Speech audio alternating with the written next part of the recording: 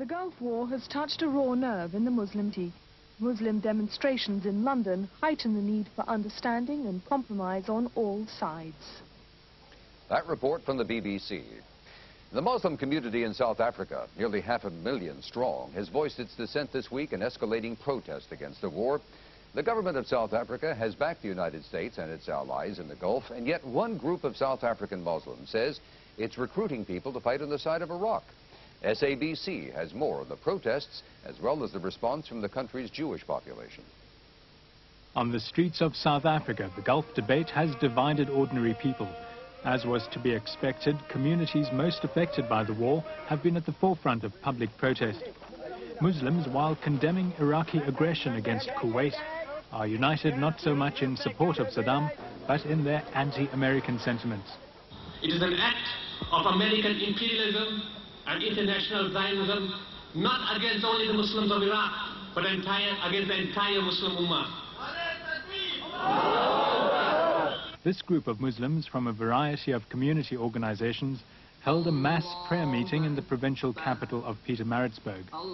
They believe that ultimately the power of prayer will end the war and unite all Muslims.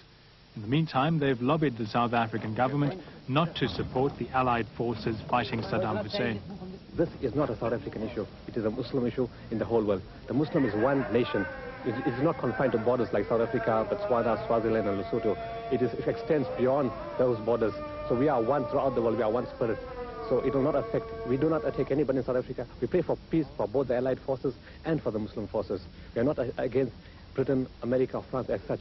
We're not even against the soldiers that are involved in the battle. We're against the imperialist government for starting this aggression against the Iran people. Foreign Minister Pik Botha, who's been following the Gulf action on CNN, reiterated South Africa's support for the Allied war effort, support which has been conveyed by telephone to the White House. Botha also slammed right-wing Afrikaner leaders who have either come out in support of Iraq or adopted a neutral stance. I was astounded to find that the leader of the Conservative Party himself issued a statement which is really regarded as a pro-Saddam stand. You cannot get away with saying, but look, I'm standing for neutrality. We ought to be neutral. You cannot be neutral in a matter of this nature. One cannot be neutral towards brutality, towards murder, aggression, and the application of violence and conflict to reach political objectives.